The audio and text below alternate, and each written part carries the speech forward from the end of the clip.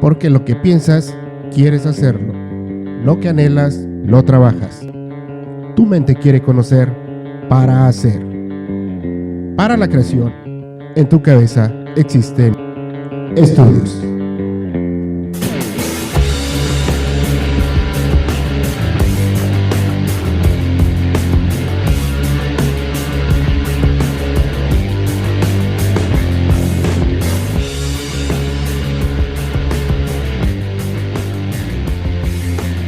Hola, hoy estamos en un nuevo episodio de su podcast de estudios. Soy Carlos Andia y hoy me acompaña Eduardo de la Torre, amigo desde hace muchos años, ingeniero, catedrático, emprendedor y columnista. Bienvenido, Eduardo.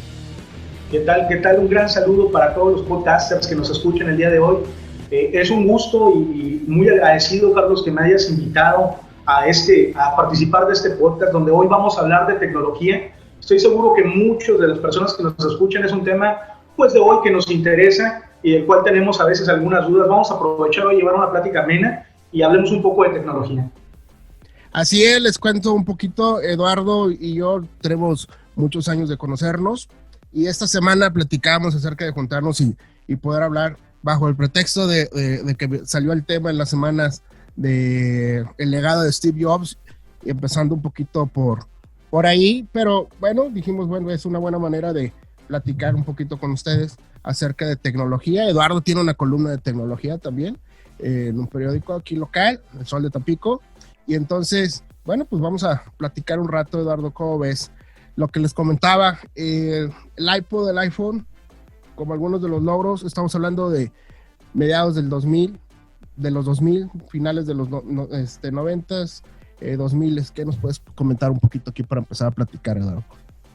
Pues muy importante la figura de Steve Jobs en el mundo de la informática. Sería muy difícil entender la informática moderna sin el legado que Steve Jobs deja en el caso de la informática. Fue más o menos en 2004 cuando el mercado internacional recibe la primera versión del iPhone y fue algo totalmente disruptivo porque se presentaba por primera vez un teléfono inteligente, el abuelito, tatarabuelo de lo que hoy conocemos como los smartphones, en una gama que era un dispositivo pues de alto costo, pero que entró rápidamente en el gusto del consumo. Tal vez muchos de los radioescuchas que nos escuchan el día de hoy, de los podcasters que están escuchando esta charla, no recuerdan o no habían nacido, pero en aquellos años el anuncio de una nueva versión de un iPhone implicaba un evento de carácter mundial, masivo. Estábamos acostumbrados a ver gente que se quedaba pernoctando inclusive semanas antes de las tiendas oficiales de Apple para adquirir uno de estos dispositivos. Y todo esto lo vemos gracias a la gran industria mercadológica y tecnológica que Apple representó de la mano de Steve Jobs. Oye, fíjate, en ese entonces, ¿te acuerdas? BlackBerry, pero era otro mercado, era un mercado completamente empresarial, un mercado de comunicaciones de ese tipo. Y la idea aquí, y que es hacia donde vamos a mover un poco el tema, es que la empresa dirigida por Jobs cambia la estrategia. No es solamente la tecnología por lo que puede hacer la tecnología, sino es una concepción, diría yo, filosófica, ¿no? O sea, todo lo que es la venta, la tecnología, lo aspiracional, el estilo, todo eso, ¿no? Steve Jobs se presentó como un personaje atemporal. Para los que llevamos muchos años dedicándonos a la informática, veíamos en Jobs un personaje que vivía 10 años en el futuro. A él le debemos cosas como, por ejemplo, la implementación de fuentes tipográficas en los primeros sistemas operativos Mac. Cuando Microsoft con sus primeros Windows tenía un solo tipo de letra, pasaron a ser los miles de millones que tenemos hoy en tipografías. Pero particularmente en el caso del conflicto, por llamarlo de alguna manera, o la competencia que surgió a mediados de la década de los 2000 entre la empresa canadiense BlackBerry y la empresa estadounidense Apple, pues no tuvo paradigmas. Cosa es que hoy BlackBerry técnicamente ya no existe, está haciendo ahí sus últimos esfuerzos por involucrarse un poquito con Android como sistema, pero algo que no alcanzó a ver BlackBerry es que dentro de su exclusividad y también altos costos, porque recordemos que los primeros BlackBerry también eran muy costosos, no cualquiera los podía tener, no apostaron por la innovación, sencillamente se quedaron estancados. Se dice que a finales de la década de los 2000, los creadores y desarrolladores de Android se acercaron con BlackBerry para proponerles utilizar todos los teléfonos con su plataforma, pero ellos se negaron pensando que iban a poder hacer un renacimiento de su plataforma basada en Java y en Symbian, y pues ahí tenemos las consecuencias. Prevalecen los que innovan, prevalecen los que tienen una visión y van unos años adelantados, no los que leen el presente, sino aquellos que se atreven a leer un poquito entre líneas para ver el futuro. Eso fue lo que pasó con estas dos compañías telefónicas, bueno, compañías creadoras de teléfonos. No, y aparte, la carta fuerte de Apple pues fue la innovación, y la carta débil de BlackBerry, por decirlo carta débil, no sé si sea correcto, no sé si exista, tu innovación ya no era tal, ya había sido, o sea, tu concentrar tus correos, tus mensajes, todo en una sola bandeja, porque eso no existía antes. A lo mejor muchos de los que los escuchan no se dan cuenta que eso no existía antes. Es más, hasta, bueno, más atrás, ¿no? El teléfono no le puedes cambiar el chip, ¿no? Entonces, la parte que le pasa a BlackBerry es que ya no estaba ofreciendo innovación, y la innovación la traía el grupo principalmente con la agrupación que traía Android, ¿no? Entonces aquí el pecado, si se puede decir también así, no es que no hayas innovado, sino que quisiste seguir solo. Así es, y esos ejemplos, claro, los hemos visto a lo largo de las décadas. Tenemos el caso Blockbuster contra Netflix, por ejemplo. Tenemos en los 80s, a mí me tocó, a Carlos también le tocó un poco más, conocer los sistemas de video. Teníamos dos competidores muy fuertes, el Betamax y el VHS, que bueno, para los que nos escuchan y no saben de qué carambas estamos hablando, antes para ver una película tenías que ir a un lugar a suscribirte, sacar y pagar una mensualidad para ser socio de un videoclub, en donde ibas un fin de semana tal vez y tomabas 1 o 2, 3 videocassettes. Necesitabas tener el aparato para reproducir conectado a tu televisión en casa, y si te pasabas de los días de la renta también te pedían una multa por quedarte en casa con esos videos. En aquel entonces, tú vas para los jóvenes, un poquito de cultura, un poquito de historia, la competencia era VHS, que era un cassette de plástico bastante grande, más o menos del tamaño de una hoja carta, por la mitad más o menos, era bastante grande el cassette, contra el Beta, que era ligeramente más pequeño. La principal diferencia es que Betamax, era el cassette pequeño, tenía mayor calidad, pero era perteneciente en sus licencias y en su uso a una empresa que todos conocemos que se llama Sony, y que nunca quiso cambiar ni modificar sus licencias, ni tampoco darle oportunidad a otras compañías de que presentaran y utilizaran su formato. Es el caso de que se pararon contra el mundo se unió y les ganó, porque al final de cuentas prevaleció VHS y tuvo una hegemonía por más de 12 años, hasta que llegaron los primeros discos láser que ya podían contener video, de la mano casi paralelo 2 o 3 años después de los primeros CDs, y pues después el surgimiento de algunas tecnologías como DVD, que estuvo casi 20 años con nosotros, hasta que fue desplazada por Blu-ray, y actualmente ya ni siquiera es necesario nada de eso, ya ni siquiera tienes tus películas en un pendrive. Ahora simplemente te conectas a un sitio en internet, pagas una suscripción si es que es así, y a demanda escoges sobre un enorme catálogo de películas. Este proceso de estancamiento contra innovación le ha pasado a muchísimas compañías tecnológicas. Hablamos, claro, el día de hoy de el iPhone contra BlackBerry, de Beta contra VHS, y lo hemos visto en muchísimos ejemplos. No sé si lo seguiremos viendo en el futuro, pero hay una lección clara con esta. La masividad que se le da a un producto o servicio es la clave para conseguir una masa crítica de usuarios que respalden tu comunidad y que respalden tu producto. Ser exclusivo no siempre es la clave. Ser exclusivo a veces es el camino al fracaso seguro. Ser exclusivo quizá te da un nicho, o si tu producto es realmente exitoso de nicho, pero masivo no puede ser exclusivo, ¿no? O sea, pues dejaría de ser exclusivo, ¿no? Ahorita que hablábamos de los formatos, fíjate, yo tengo, y a veces con mis alumnos, les digo, me dicen, préstame o les paso un archivo en USB, ¿no? Yo tengo alrededor de 7 años que no me le pongo un USB memoria a la computadora, salvo los míos. O sea, mi USB de mi teléfono a la compu o entre compus mías, ¿no? A lo que voy. Eh, Hablábamos de dispositivos que contenían, en aquel entonces eran magnéticos, ¿ok? Que un dispositivo de almacenamiento actual, pues no está muy lejos de lo magnético, también es información, ¿verdad? Pero digamos que aquellos eran cinta, pues, es a lo que voy. Era cinta, es algo. Y actualmente, pues estamos en la nube. No sé qué porcentaje del uso diario de una persona, a ver si tú tienes ahí el dato curioso.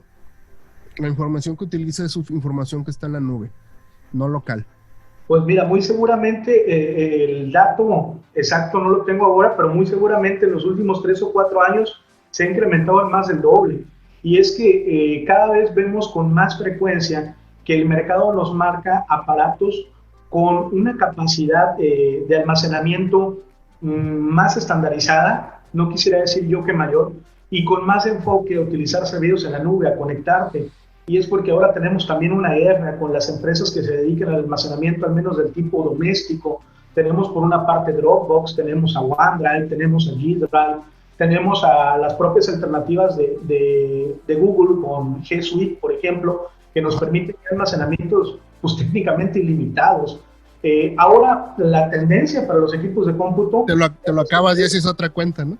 Sí, sí, a final de cuentas, si se te termina, pues haces una cuenta más. La tendencia que tenemos ahora es pasar del mercado de las desktop, que son las computadoras de escritorio, que pasaron por las laptop, esas computadoras portátiles, tuvieron un repunte por ahí con las notebook, que eran esas pequeñitas de 1 giga, y ahora tenemos las ultrabook, que son dispositivos muy pequeños con discos de almacenamiento en estado sólido, SSDs, y que apuestan más porque sean una estación de trabajo que únicamente privilegia la velocidad del procesador y la capacidad de memoria. Pero en almacenamiento se limitan a los programas locales, ya que están enfocados para que las personas utilicen los servicios en la nube.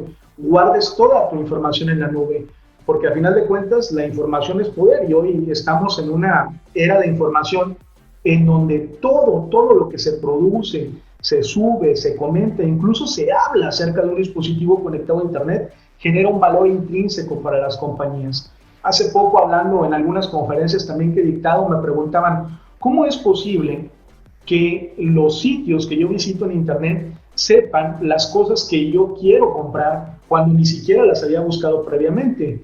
Y yo les proponía un experimento. Imagínense que usted necesitara, por ejemplo, un horno tostador y empezara durante una semana simplemente a decir la frase, quiero un horno tostador, me gustaría comprar un horno tostador, cerca de tu celular conectado a internet, pero nunca lo busques en Google, no busques páginas de tostadores, no lo busques en los sitios usuales, Amazon, Mercado Libre, etcétera. Simplemente coméntalo y te apuesto que en menos de una semana, un día vas a llegar a navegar a tu Facebook o vas a llegar a navegar a tu trabajo y en los banners de publicidad, ¿qué crees que va a estar ahí? Hornos tostadores a los mejores precios. Ni siquiera en el buscador, en tu red social, ahí te va a aparecer la publicidad del horno tostador. Así es, el algoritmo ha crecido. Antes hablábamos de un sistema, Carlos, y nuestros papás, nuestros abuelos decían frases como, es que ya soy parte del sistema, es que pertenecemos a un sistema y hay que aprender a vivir con el sistema. Bueno, ese sistema ahora se llama el algoritmo y el algoritmo es lo que rige gran parte de nuestra vida, lo que nos propone qué decidir, qué comprar, por quién votar, hacia dónde irnos. Y esa minería de datos, ese big data, ese machine learning que existe ahora, es el que nos va impulsando a vivir de una manera feliz, bajo el constructo de ellos, pero comprando lo que ellos nos quieren vender y pensando lo que ellos quieren que pensemos. Oye, me acordé ahorita de una película. Igual, es ficción la película. Porque luego hay películas con tecnología con un toque... por ejemplo, bueno, aparte, a propósito, antes de la película, sí, me imagino que conoces la serie Black Mirror. Claro que sí. O sea, es muy buena, por si no la conocen, búsquenla, Black Mirror. Creo que van como 4 temporadas, no recuerdo 5, no, algo por 5 ahí. temporadas por ahí. Ajá. Y cuando me preguntaban de qué se trata, yo, híjole, pero yo daba una definición más o menos como la posibilidad de la sociedad en el uso tecnológico con un humor negro, pero más que negro, con un aspecto oscuro. Y cuando te ponían, hay un capítulo donde te ponen la persona que la moneda de cambio en esa sociedad son los likes, ¿no? En otros capítulos, sin spoilear, la posibilidad de estar viendo tus actividades en línea, no de la manera en que lo platicamos aquí, porque ahí sí era un poquito más de hacker, ¿no? Más de intromisión. Ahorita lo que estábamos hablando, los que comentabas tú, Lalo, era de Big Data, ¿no? O sea, no es tanto Carlos o Eduardo hicieron esto, no, es masivo, ¿no? O sea, es Big Data, pues. Y te decía, volviendo a la película, esta sí es más ficción. ¿Te acuerdas la película, la de Terminator, pero una de las últimas, la que reinició la que en 5 minutos quitaron 30 años de franquicia? ¿Y te acuerdas? La mejor franquicia sin un propietario, ¿no? Y Terminator nos presentaba ese mundo utópico, ¿no? Dominado por las máquinas. Sí recuerdo, te soy bien honesto, las últimas 2 o 3 que salieron ya no quise ir a verlas al cine. Yo me quedé con Hasta la Vista, baby, Yeah. y con un Schwarzenegger de veras en los mejores años. En esta, una de las últimas, no recuerdo si es la última, pero es la Renacimiento, algo así, no recuerdo. Entonces le dan un giro a lo que ya había pasado, ¿no? Pero en esta, para no spoilear por si la ves, porque no la has visto, ¿cómo se llamaba la inteligencia artificial esta que la empresa? ¿No te acuerdas? Se fue por completo. ¿Sky qué? Recuerdo que era una compañía, algo así. Skytech, no me acuerdo. Skytech era el nombre, sí.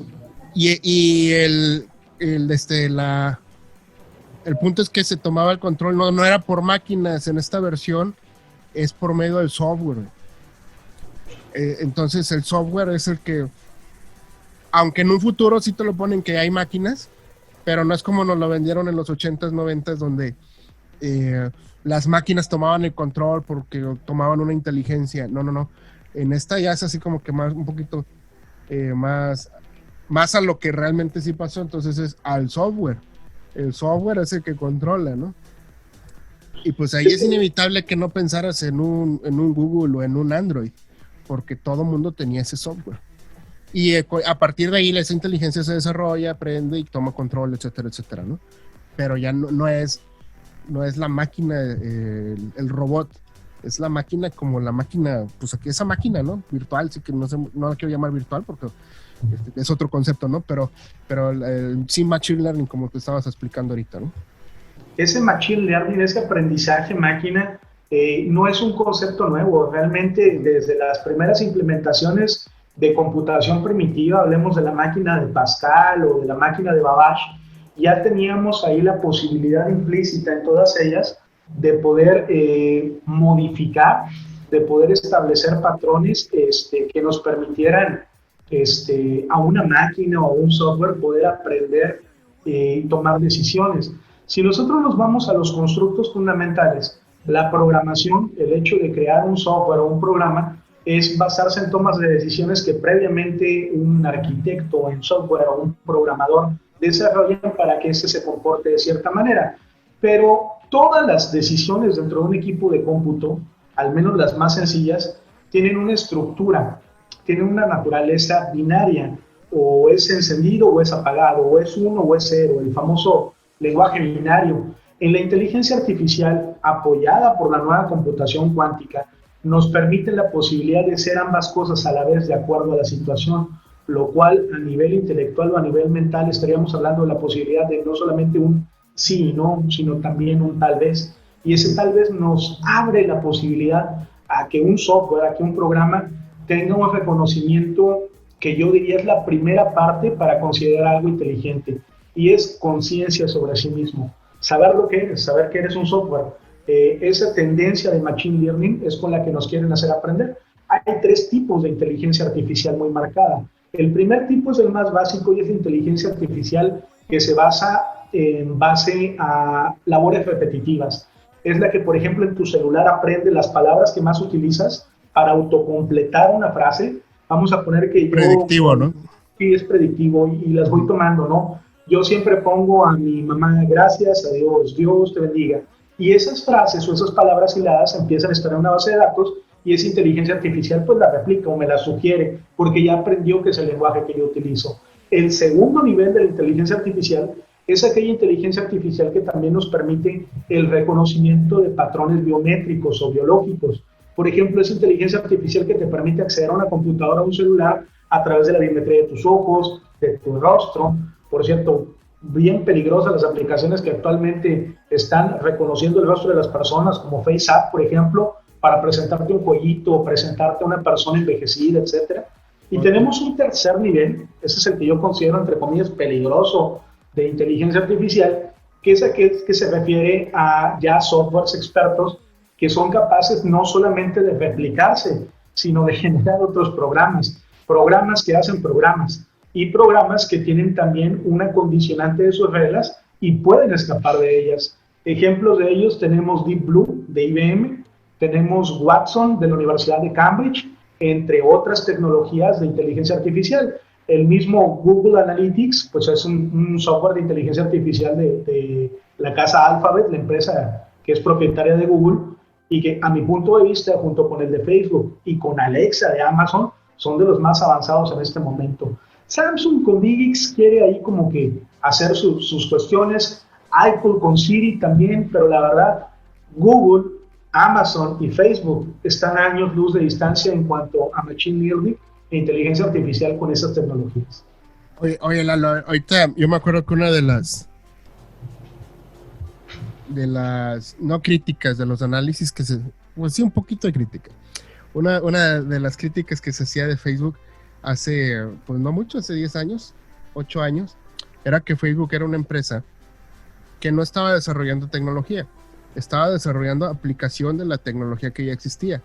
Era la parte creativa, ya habíamos brincado la parte del gadget, lo que hablábamos del iPod, del iPhone, y ya estábamos en la parte de la red social, donde las personas se están juntando y están compartiendo y hemos llegado al punto en que las personas son las que generan el contenido de la propia red. Y yo creo que ahí, cuando la gente empieza a compartir y empieza a utilizar la red para el fin que cada quien lo decidió, es donde realmente se ve o se empezó a ver si Facebook tenía la capacidad de desarrollar algo que gestionara su propia red, porque lo vimos en temas de el pico, yo creo que fue hace 4 años en las elecciones de Estados Unidos, porque la gente manejó la red y la red se quedó, siento yo, descubierta, porque yo creo que en ese momento todavía no estaba preparada para autogestionar el tipo de contenidos, y actualmente el valor de Facebook va por ese lado, que ya es capaz de reconocer. Y te digo, hace 8 o 10 años Facebook no, la crítica era ¿por qué vale tanto Facebook si no está desarrollando tecnología? Está aplicando, está poniendo un emoji, un like, no existía el dislike, no existía el no me gusta, y mucho menos el me importa de ahorita, ¿no? Pero no había tecnología como tal, era solamente lo social. Y ahorita mencionas tú que va en la cabeza, ¿no?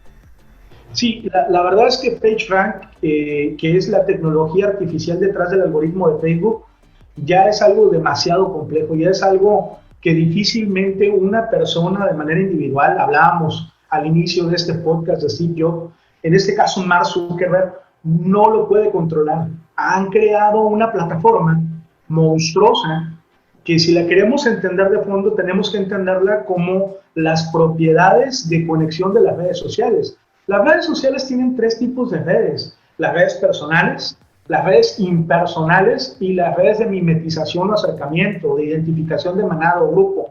En el caso de la personal, Facebook la tiene, con esa comenzó. Se llama perfil de Facebook, donde pones tu muro y empiezas a hacer la masificación de amigos, invitando más gente que invita más gente, y eso se vuelve el primer fenómeno viral. Facebook tuvo su primera inversión grande cuando aquellos que invirtieron se dieron cuenta de que la red social podía crecer a pasos agigantados y no se equivocaron. Así La es. segunda posición de esta red social son las redes impersonales, aquellas donde yo me puedo presentar como un producto, como un personaje o como una empresa y recibir la aprobación de las demás personas sin tener que comprometerme a una situación directa.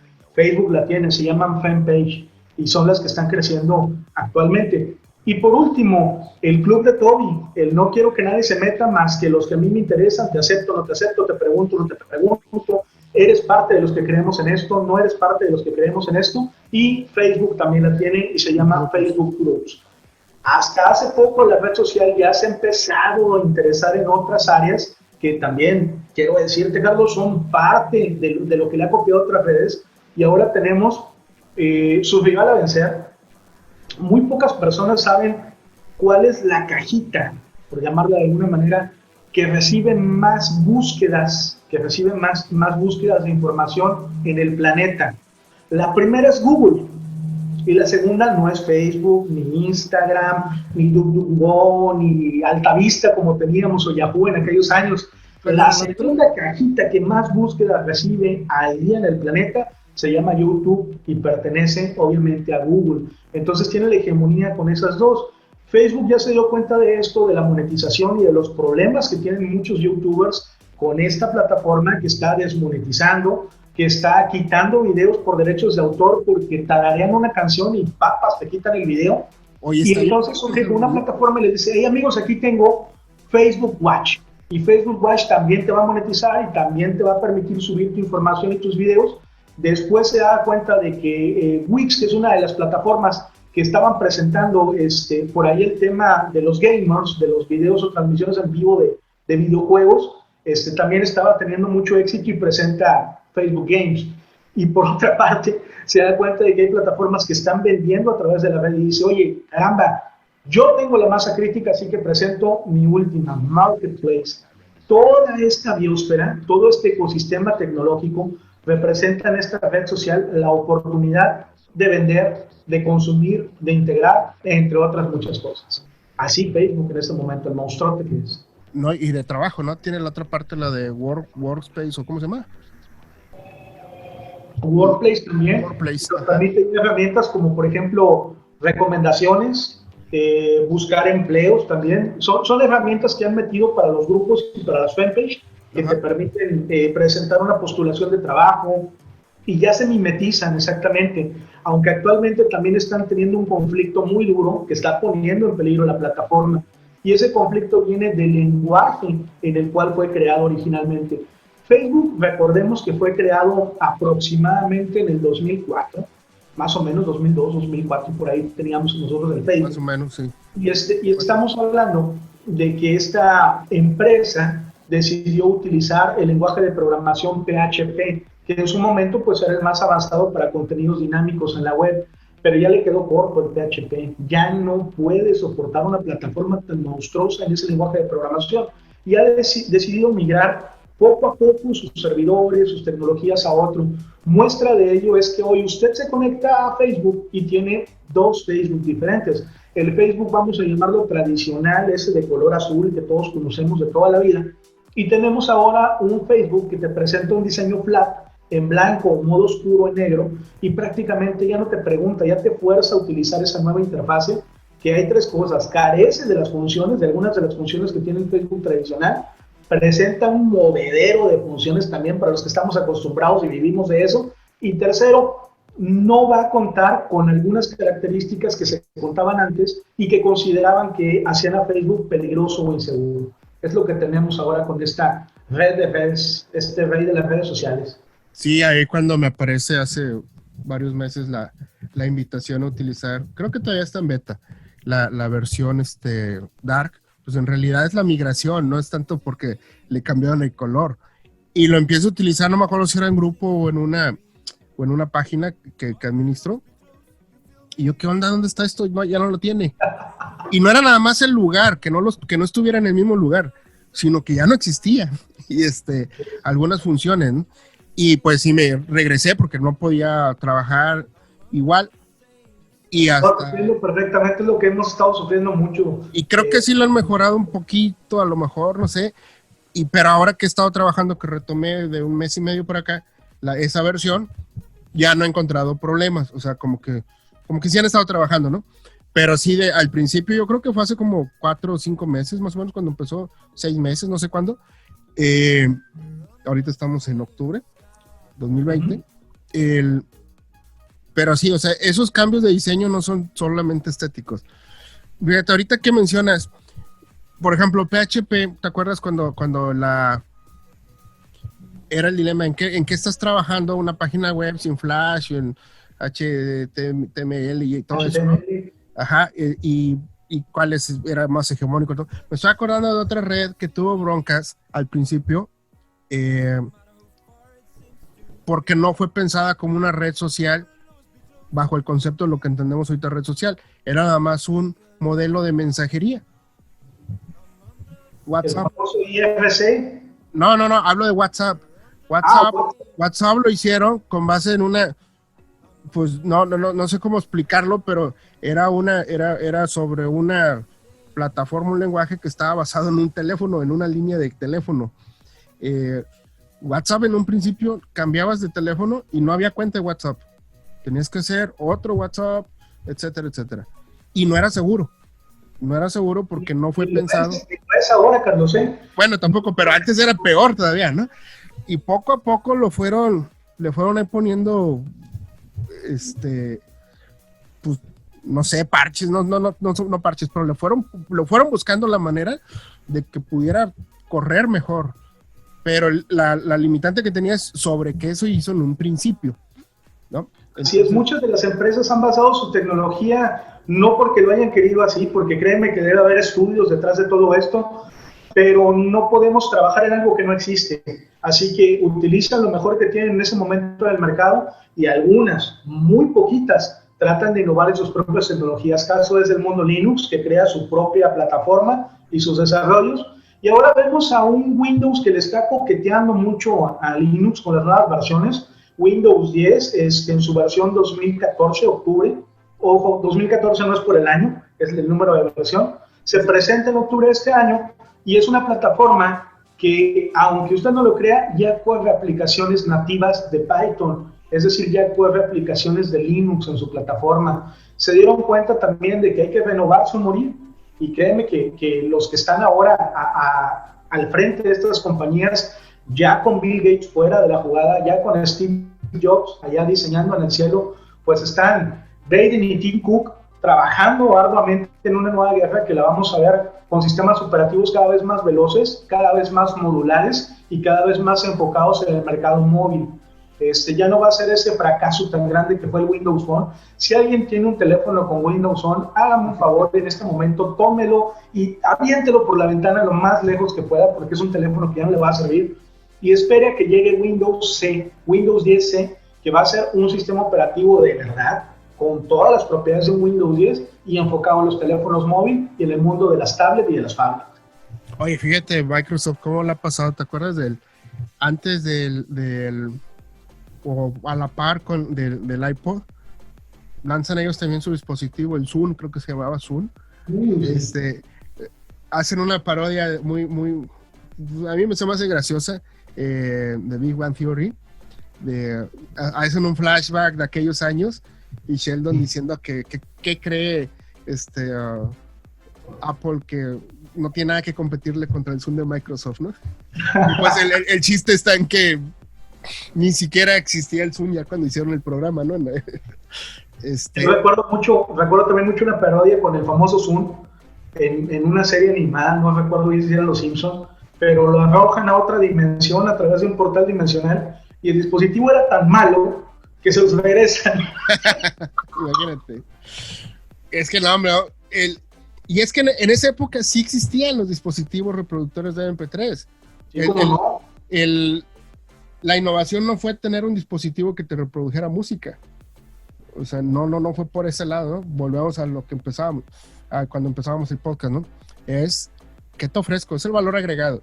Y se ve en todo, ¿no? Hace rato mencionabas lo que ofreces a tu público, lo que ofreces a tu mercado, lo que puedes ofrecer como nicho, etcétera, ¿no?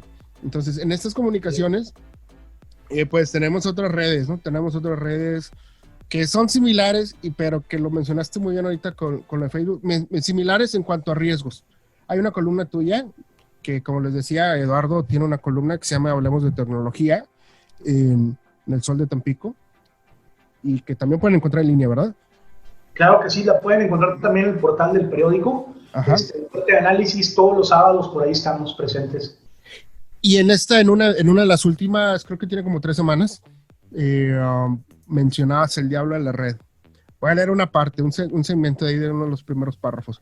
Escribía Lalo: hoy, a casi 38 años de su ingreso formal a la historia, Internet nos separa, produce fake news, promueve la pseudociencia, ese escenario de megarobots y fraudes, y provee un estilo de vida contrario a los valores de la formación, y rematas: ¿qué diablos pasó? Si estábamos pensando en que la tecnología era precisamente para que nos uniera, para que no hubiera fake news, para que hubiera un conocimiento más democrático, etcétera, etcétera, ¿no? Entonces, ¿por qué pasó esto, no?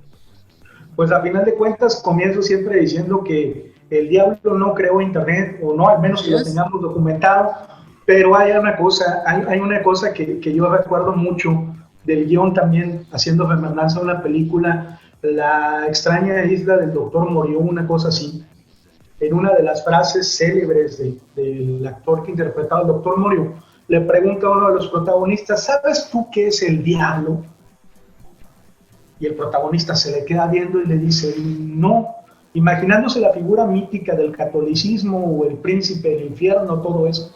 Le dice: le voy a explicar yo que el diablo es un gen pequeñito que llevamos todos los seres humanos y que nos promueve el egoísmo para poder sobrevivir. Y es que los seres humanos, por muy evolucionados que estemos, no podemos perder ese gen animal de que necesitamos salir adelante y subsistir. Y eso, en algunas condiciones, se puede interpretar como egoísmo, se puede interpretar como odio, se puede interpretar como revanchismo. El diablo es una parte maligna de todos nosotros que la llevamos. Allá donde haya humanidad, habrá bondad y habrá maldad.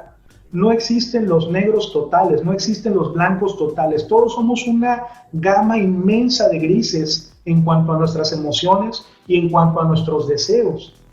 Nosotros mismos somos ese Dios y ese diablo que queremos involucrar en la tecnología. Surgió Internet con un propósito, que era educar, informar, conectar, ayudarnos entre los pueblos y entre las comunidades. Pero recordemos que pues también hay personajes, ovejas negras dentro de todos los países, dentro de todos los rubros, estratos sociales. Habrá gente que quiera aprovechar la tecnología para un beneficio personal. Si hay ladrones, habrá ladrones digitales. Si hay defraudadores, habrá defraudadores digitales. Si hay depredadores sexuales en el mundo real, habrá depredadores sexuales en las redes. Internet no es malo realmente. El mundo, en algunos de sus aspectos, es malo. La recomendación que siempre hago, Carlos, sobre todo con aquellos que ya somos papás, es que estén al pendiente de los chavos, que estén siempre al pendiente de los chavos, porque tan peligroso es la calle como peligroso es dejarlos navegar solitos en la red y no saber con quién están hablando, con quién se están comunicando, bajo qué riesgos se están exponiendo. Eso es lo que yo trato de transmitir con columnas como El diablo en la red. Sí, no, a mí me gustó por eso, porque, y ahorita lo complementas, sí mencionas eso de existe el Internet, pero los fines nobles en los que se piensa, como todo, ¿no? Cuando haces el vehículo, pues piensas en el fin noble de acercar a la gente, cuando haces las comunicaciones, todo, pero pues siempre saldrá por ahí algún aprovechar aquello, pues no para un fin noble original, ¿no? Actualmente ahorita que mencionas esto último de los chavos, de los niños, ¿te acuerdas cuando, híjole, a finales de los 90s, mencionaste hace rato esta plataforma? Bueno, es que no era ni plataforma, eran salas de chat, el Mirk, ¿te acuerdas? El Mirk, como no, el famoso IRC. Es que no existía el concepto de aplicación. No, era corría en web. Nuestras terminales, un cliente, un programa más, si quieres, en tu computadora que se conectaba a un servidor físico que aparte no lo tenían compañías, lo tenían particulares. Tú podías inclusive descargar el kit para montarte un servidor de IRC, Internet Relay Child, y empezar a hacer canales, y en esos canales había administradores que eran los admin con una arroba, había operadores con voice que tenían un símbolo más, y luego estábamos la banda, los simples mortales. Recuerdo mucho que entrábamos la gran mayoría a los servidores aquí de América, de Estados Unidos, y nos metíamos a canales que estaban identificados por un hashtag, lo que ahora conocemos como un hashtag con gato, y entrábamos al canal Tampico. Recuerdo mucho esas buenas charlas, porque era como meternos a un montón de chavos a un cuarto solo y nos despedazábamos unos con otros, con opiniones, con intenciones. Y había gente que vendía aún sin fotos, o ando vendiendo esto, ando consiguiendo esto, o vendo pizza, o no sé. Era algo increíble, ¿no? Algo para no olvidar. Y sigue existiendo por ahí el IRC. Sí, por ahí lo vi. Por ahí creo que ya vi la app, o sea, ya existe como app. Pero sí, tienes razón, o sea, no eran clientes, tú te conectabas a un servidor, etcétera, etcétera. O sea, no eran aplicaciones como lo conocemos, ni se diga móvil. O sea, y bueno, creo que ha evolucionado mucho esto. Te mencionaba todas las demás redes, Twitter, tú mencionabas en esas columnas yo creo que en Twitter el riesgo principal es la veracidad de la información, ¿no? Y el origen de la información. Mencionabas el de un reggaetonero que su cuenta fake tiene más seguidores que la oficial, ¿no? Fue increíble, le movieron un poquito más de marketing a la cuenta fake y la gente, pues que yo creo que le llevaba las relaciones públicas o las redes sociales, no verificaba su cuenta, así que de repente se va el de buenas a primeras que mi cuenta falsa tiene más seguidores que mi cuenta real. Entonces, eso pasa en el mundo de las redes sociales. Twitter es el principal promotor de noticias falsas. Ya lo hablabas hace unos minutos y con la elección tan polémica de Donald Trump, actual presidente de los Estados Unidos, el involucramiento de redes como Twitter y como Facebook, el famoso caso de Cambridge Analytica que digo, Estela, para cortar un capítulo completo del podcast más adelante, pudiéramos hablar de cómo se manejó todo eso, de cómo involucraron en lo que hoy conocemos ya no como segmentación, sino como microsegmentación. Es decir, inclusive grupos de 5, de 3 personas que tenían una opinión muy particular y qué mensaje les íbamos a vender a ellos. Ya no era caro, ya no era difícil, ya no era fugaz. Llegaba a ellos a través de una pantalla de su celular, de redes sociales y decían, hacer América grande otra vez con Trump. Ese era el mensaje que les vendieron. Y es que está de... Voy a hacer una analogía. Dentro de la desgracia de ahorita de la pandemia, COVID y todo eso, creo que los primeros semanas, los primeros meses fue mucho desconocimiento porque era algo nuevo. Desconocimiento en qué políticas, y no me refiero a políticas de gobierno de un país, sino políticas en general, políticas de salud, políticas social, todo eso, de cómo hacerle frente a esta nueva enfermedad y también en tratamientos. Y yo siento que ahorita, o sea, a pesar de que el problema sigue, a pesar de que sigue el riesgo igual de alto en cuanto a contagio, pero ya hay una ventaja, ya tenemos más de 6 meses, 8 meses en el mundo que se conoce un poquito más la enfermedad. Los médicos lo sabrán mejor, ¿no? Pero nada más hasta ahí quiero llegar con el ejemplo, pero la analogía también nos pasaba en aquel entonces. Tú pones el Twitter y resulta que pues es posible hacer eso, es posible hacer el target de micro. Así y aparte no es ilegal, o no había un marco legal que te lo impidiera, y pum, lo haces. Y lo haces con... político, cualquier marca podía adquirir esa información, porque hay una cosa muy importante que hay que reafirmar, y es que no hay nada gratis en la vida. Ajá. El pensar que me van a ofrecer una plataforma como Facebook, como Twitter, como Instagram, como Pinterest, como YouTube, y me voy a poder suscribir y hacer cuentas y cuentas y cuentas y disfrutar de todos esos servicios sin pagar un solo centavo. No, señor. Cuando usted no reconoce el producto, usted es el producto. Usted es el producto de esa red social. Y esa información estaba vendida al mejor postor. ¿Y sabes qué era lo peor, Carlos, de todo esto? Que nosotros mismos, al momento de hacer una cuenta, en esas letras pequeñas, el diablo siempre está entre las letras, le dábamos a aceptar.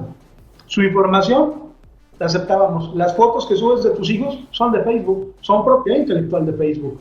Tú decides así, les manifiestas que las pueden utilizar para lo que quieras. Oye, me gustó tu niña, voy a agarrar su rostro y la voy a vender en una campaña publicitaria. ¿Por qué? Tú lo aceptaste.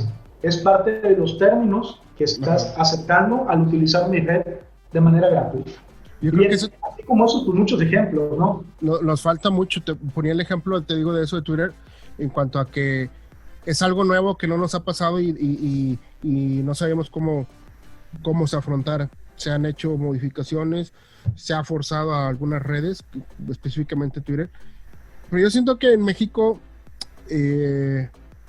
no es una red como... Yo creo que el boom de Twitter mucho tiene que ver por el lado político y fake news de Estados Unidos todavía. O sea, creo que ese es el... No sé, habría que ver cuánto de lo que produce Twitter en lana tiene que ver con ese tema directo e indirectamente. Porque muchos periodistas mexicanos utilizan Twitter para compartir, y por una o por otra también caen en fake news, aunque no sean intencionales, ¿no? Pero también hay muchos que desde el principio del mercado que no quieren utilizarla porque no se les hace que es el lugar para hacer periodismo. Entonces, ahí están los temas, respetables todos, ¿no? Lo que mencionabas, esto último de las redes. Si no tenemos una manera de controlarlo, y no lo vamos a tener, porque al ser nuevo, pues no lo puedes controlar, ¿no? Pues ¿qué controlas? ¿No? Lo que decíamos en un principio, lo de la máquina que está aprendiendo, etcétera, etcétera. Pues lo único que nos queda es ser responsables nosotros. Si estamos cediendo derechos, yo entiendo que a lo mejor alguien no va a leer todas las letritas, pero tu sentido común, o sea, no tienes por qué decirle a todo el mundo que no estás en tu casa, ¿no? El detalle es que a veces el sentido común es el menos común de los sentidos, sobre todo para los más jóvenes. Ahorita pues están vueltos locos con el TikTok, y así va esta aborígine de las redes. Oye, Lalo, pues para continuar y nada más un tema aquí en cortito ahí antes de que se nos pase, ¿no? Y creo que va de la mano de lo que mencionábamos. Ha evolucionado muchísimo la tecnología y es un tema enorme para platicarlo. Su ritmo, ¿de cuánto hablábamos más o menos? De una capacidad de un equipo actual contra el equipo que va a salir dentro de 3 años, cuántas veces más potente que el actual. Yo creo que ya no se cumple tanto eso que el doble y el doble y el doble, ¿no? Ya llegamos a un punto que nos lo dio, o sea, materialmente, físicamente ya no era posible porque los procesadores se calentaban ya mucho, ¿no? Entonces, aunque en el ideal sí había los materiales, pero llega cuestión de costos, etcétera, y el enfriamiento, ¿no? Entonces ahí sí ya nos puso un poquito el freno, ¿no? Así es, esa es la frontera que tenemos que sacar, la temperatura y la resistencia de los materiales. Ya viene el grafeno en sus aplicaciones para microprocesadores. La ley de Moore, implementada desde los años 50, nos hablaba de que iba a haber un nuevo procesador cada 2 años y medio aproximadamente, más o menos, pero actualmente esta dinámica se ha vuelto más que nada enfocada en el comercio, en la comercialización de productos de cómputo, y esto nos indica nuevos procesadores hasta 8 o 16 veces más potentes que los que había el año anterior. Esta dinámica la vamos a ver en una vorágine de consumo respecto a que siempre queremos tener lo último, queremos tener lo más actual, pero pues no siempre es lo más adecuado, lo más necesario o rigurosamente, estrictamente lo que necesitamos para realizar nuestras actividades. Yo creo que si tienes la manera de tener algo reciente o actual, pues adelante, pero no te obsesiones con que cámbialo el otro año, ¿no? Porque es una tecnología, o sea, tampoco no somos,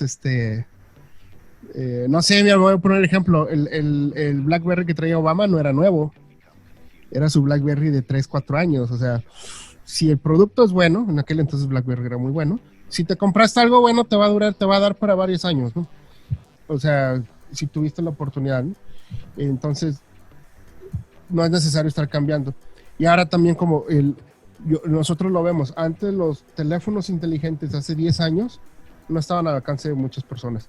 Y un teléfono ahorita con la cuarta parte del precio de uno de tope de gama, te puede dar lo mismo, quizá un poquito más lento, pero te corren las mismas aplicaciones, ¿no? Y aparte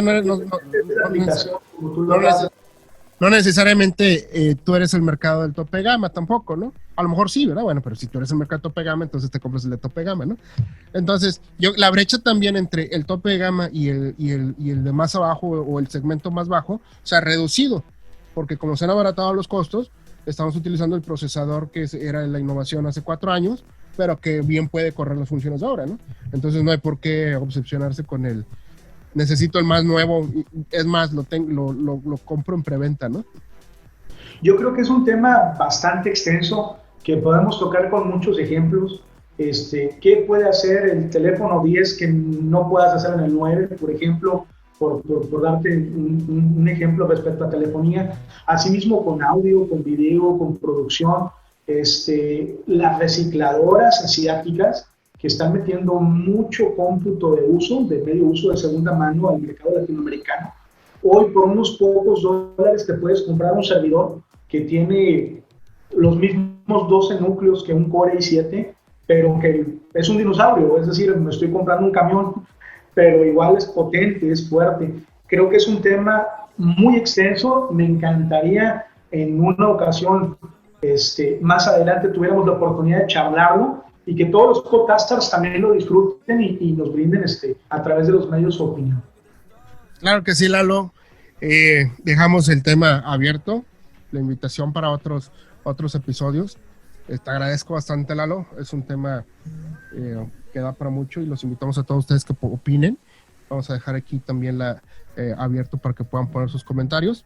Y bueno, pues Eduardo, te agradezco bastante que nos hayas acompañado hoy, que te hayamos tenido esta plática y pues ahí quedamos para otros temas, ¿no? Vamos a hablar de esto último, ¿qué te parece? De la velocidad y lo comercial en la tecnología. Lo comercial, la obsolescencia programada, esos aparatos que desde antes de que saques de la caja ya sabes cuántos meses van a durar, entre muchos otros temas. Pues quiero aprovechar el espacio para darte las gracias, Carlos. Créeme que las buenas amistades como la tuya son esas que duran para toda la vida. No puedo dejar de recordar, de mencionar al buen Beto, un gran amigo en común que ya claro que sí.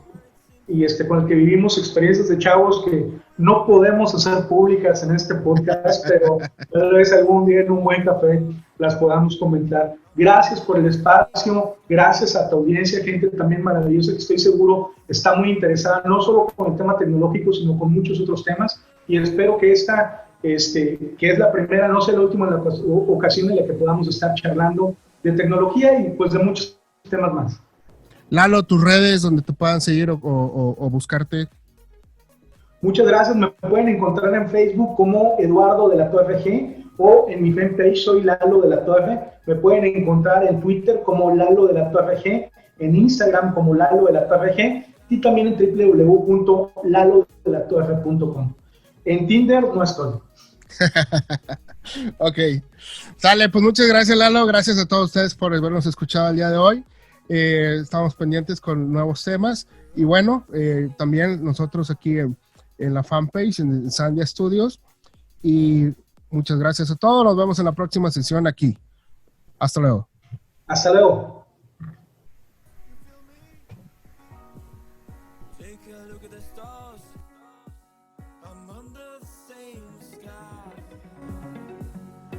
Under the same